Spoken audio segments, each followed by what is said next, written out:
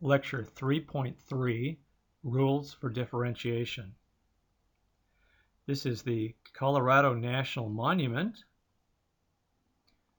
It's been said that in any other state this would have been a national park, but there are already many great national parks in Colorado and the surrounding states. This formation is known as the coke ovens, named because they resemble brick beehive ovens that were used to manufacture coke from coal for steel making.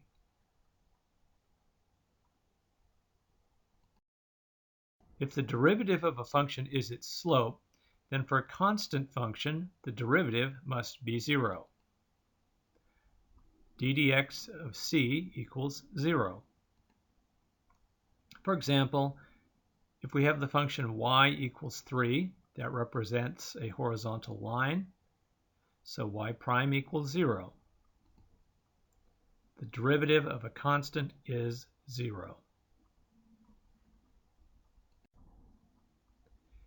If we find derivatives with a difference quotient, the derivative with respect to x of x squared is the limit as h goes to 0 of x plus h squared minus x squared over h. We expand the square, and we can cancel an x squared term and cancel an h. Now as h goes to 0, what remains is 2x, so the derivative is 2x. The derivative of x cubed is the limit as h goes to 0 of x plus h cubed minus x cubed over h. We can use Pascal's triangle to expand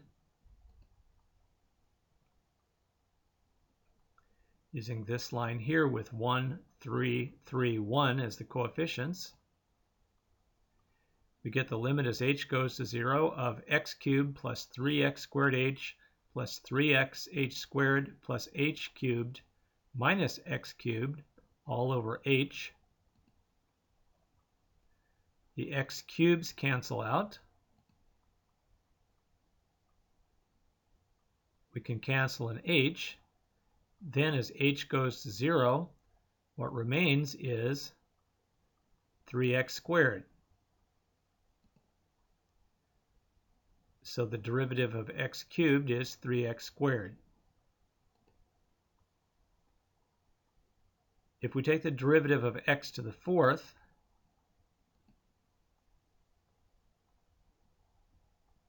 once again we use Pascal's triangle to expand,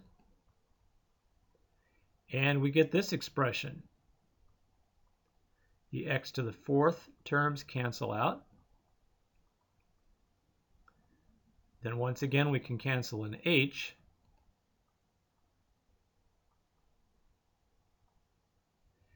Now, as h approaches 0, only one term remains, 4x cubed. So the derivative of x to the fourth is 4x cubed. We observe a pattern. 2x, 3x squared, 4x cubed, 5x to the fourth, 6x to the fifth, and we could keep going that way.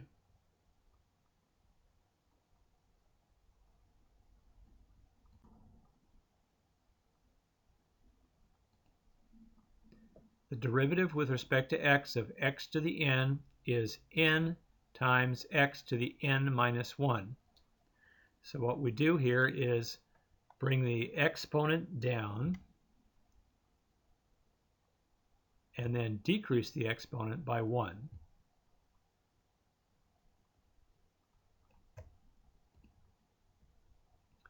For example, if f of x equals x to the fourth, f prime x equals 4x cubed. So we brought the 4 down and then decreased 4 by 1 to get x cubed. If y equals x to the 8th, then y prime equals 8x to the 7th. This is known as the power rule.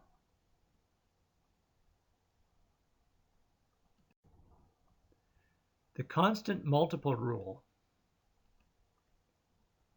d dx cu equals c du dx. When we used the difference quotient, we observed that since the limit had no effect on a constant coefficient, that the constant could be factored to the outside. For example, the derivative with respect to x of cx to the n is c times n to the x minus 1. d dx 7x to the fifth is 7 times 5x to the fourth, or 35x to the fourth.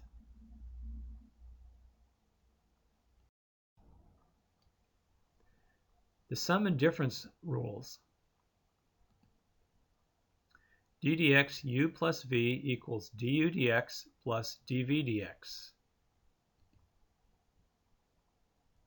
This makes sense because if we tried to find the derivative using the difference quotient, we'd have the limit as h goes to 0 of f of x plus h plus g of x plus h minus f of x plus g of x. We could eliminate the parentheses in the numerator and then separate this into two limits, and each limit represents a derivative.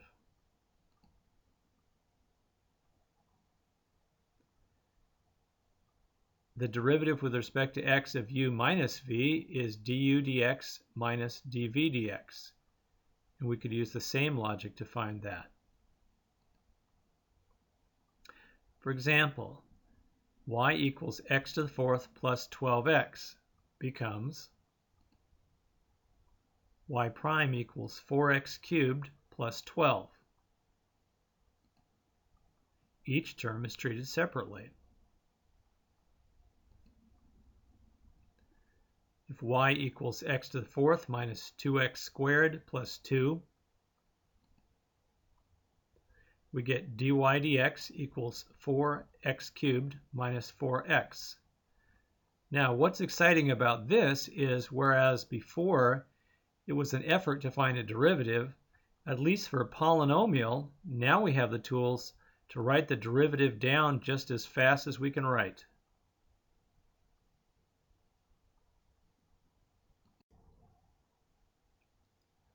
Example, find the horizontal tangents of y equals x to the fourth minus 2x squared plus 2. The derivative is 4x cubed minus 4x. We know that horizontal tangents occur when the slope equals 0, and the derivative is the slope. So we set the derivative equal to 0, divide by 4, factor out the common factor, and then factor the difference of squares. So now solving for x, we see that x could be 0, -1, or 1. So those are the three x values where the slope is 0. Plugging the x values into the original equation, we get y equals 2, y equals 1, and y equals 1 again.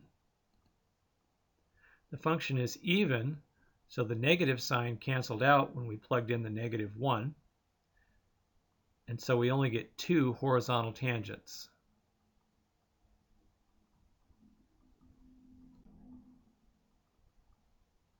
We can see this if we draw the graph.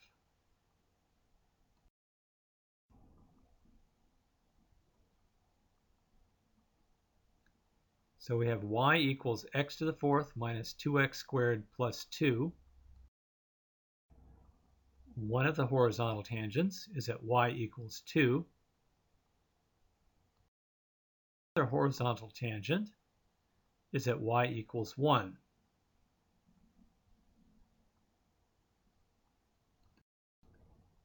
Since we know the derivative for this equation, we can graph the derivative.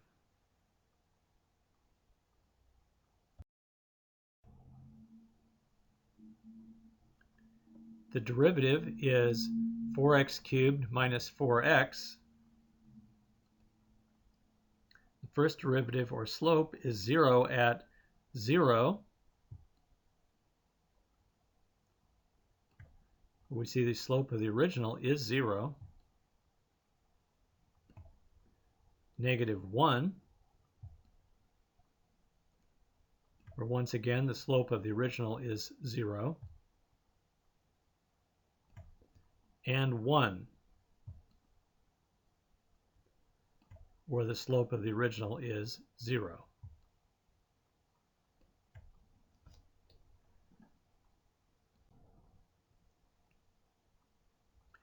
The product rule. The derivative with respect to x of uv equals. We can use the definition of derivative to find a formula for the derivative of a product. d dx of f of x times g of x equals the limit as h goes to 0 of f of x plus h times g of x plus h minus f of x times g of x over h. We need to rewrite this as a limit that we can evaluate. This would work if we had this expression, the limit as h goes to 0, f of x plus h minus f of x over h. That's just the difference quotient.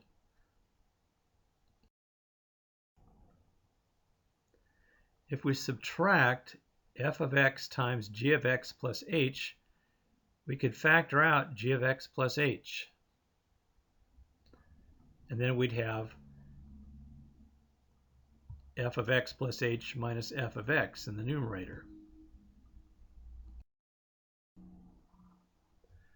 But if we subtract f of x times g of x plus h, we will need to add it back in.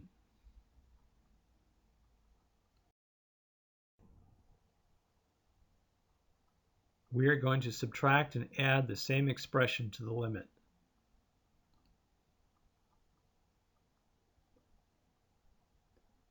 So what we've done is subtracted f of x times g of x and added f of x times g of x.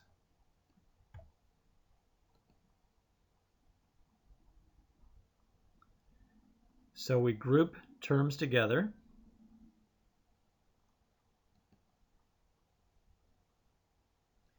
And then we can write this as two separate limits.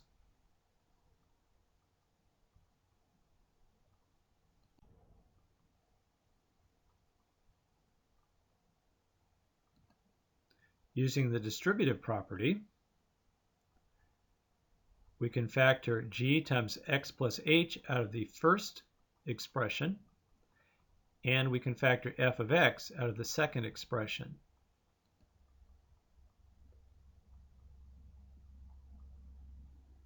Which we've done in this step. And we remember that the limit of a product equals the product of the limits. So now we can break each of our two existing limits into two limits. And we have the limit as h goes to 0 of f of x plus h minus f of x over h times the limit as h goes to 0 of g of x plus h plus the limit as h goes to 0 of f of x times the limit as h goes to 0 of g of x plus h minus g of x over h. Now we can evaluate these limits. We recognize that the first limit is the difference quotient, the definition of derivative. The second limit is just going to become g of x. The third limit will just become f of x. And the fourth limit, once again, is a definition of derivative. So we have d dx f of x times g of x equals f prime x times g of x plus f of x times g prime of x. Substituting u and v, we get a formula for the derivative of a product. d dx uv equals du dx times v plus u times dv dx. Many calculus books, including ours, give this formula with the terms in a different order. We're going to use this order to be consistent with the quotient rule, coming up next, and with the derivative of cross products, which you'll see next year.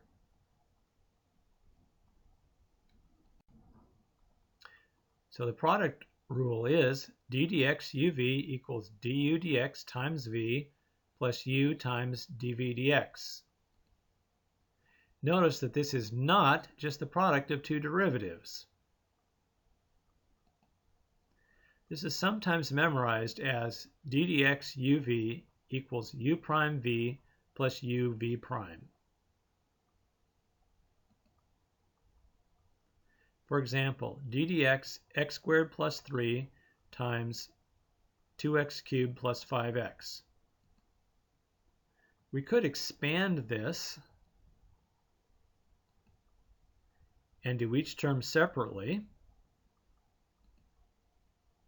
and we get 10x to the fourth plus 33x squared plus 15. That was pretty simple and straightforward. We could also use the product rule. So u prime is 2x, v is 2x cubed plus 5x, u is x squared plus 3, and v prime is 6x squared plus 5. Then we do our multiplication.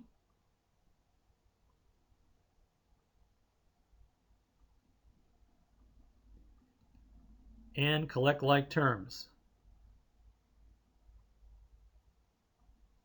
Now we get the same answer. You might notice that in this case, it was probably easier just to expand the product and take the derivatives term by term. However, we need the product rule because in many cases it is not possible to expand. So we just have to take the derivative of what we have.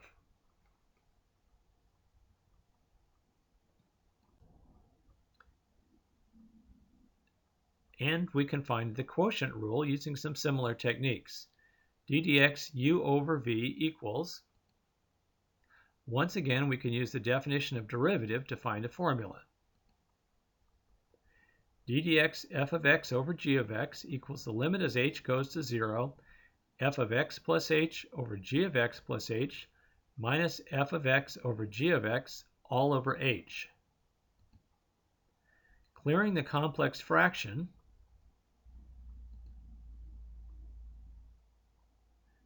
we multiply times g of x plus h times g of x over g of x plus h times g of x,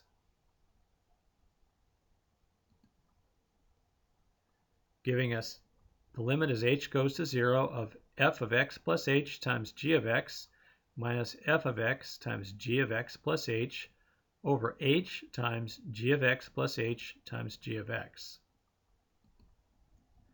Again, we are going to subtract and add the same expression. And this time what I did was I subtracted f of x g of x and added f of x g of x, so I didn't change the value of the expression.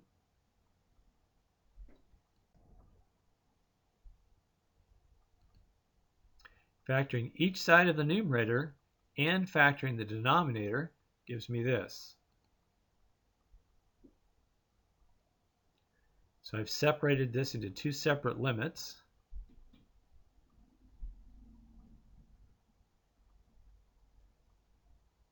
And factored out a g of x on the left side and an f of x on the right side.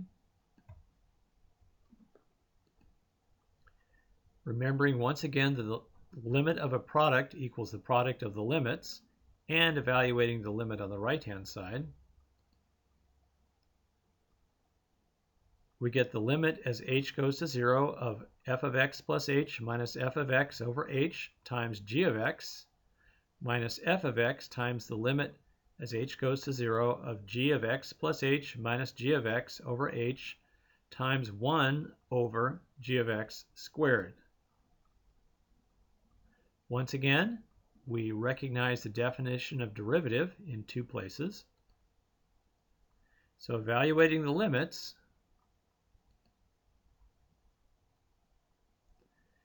we get the derivative with respect to x of f of x over g of x equals f prime x times g of x minus f of x times g prime of x times 1 over g of x squared. Substituting u and v, we get the formula for the derivative of a quotient. d dx u over v equals u prime v minus uv prime over v squared.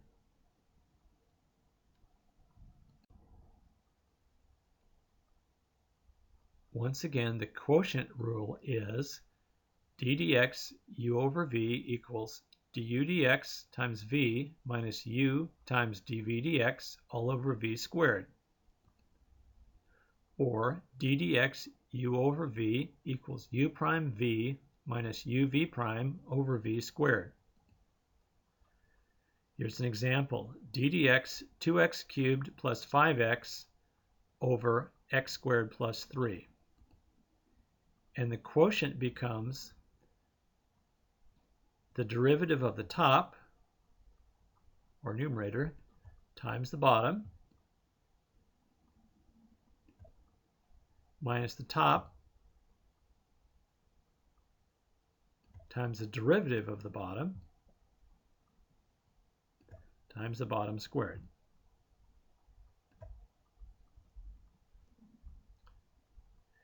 We could expand that answer if we wanted to, but then we'd be just stuck with a pretty complicated answer.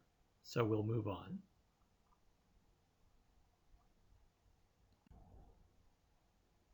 Higher order derivatives. Y prime equals dy dx is the first derivative of y with respect to x. We often just refer to it as the derivative, but technically it's the first derivative. Y double prime, or dy prime dx, or d dx dy dx, also written as d squared y over dx squared, is the second derivative, referred to as y double prime. It is just the derivative of the first derivative. If we take the derivative of that, y triple prime equals dy double prime over dx is the third derivative. That's just the derivative of the second derivative. And we could keep going. The fourth derivative is d dx y triple prime, which is the derivative of the third derivative. Notice when we get to the fourth derivative, we change our notation. Instead of having the little tick marks or apostrophes,